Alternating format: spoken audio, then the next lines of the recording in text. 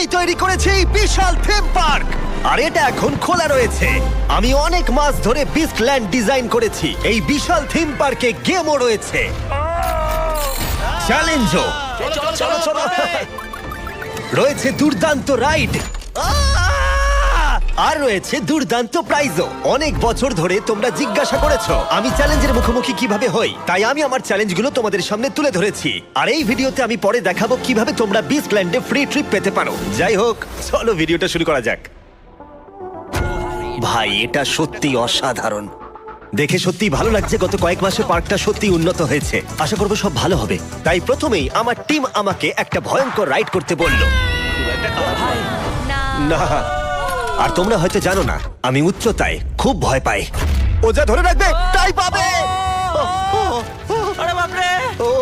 আমাকে নামাও, নামাও আমাকে, নামিয়ে দাও, আমাকে নামাও, আমাকে নামাও।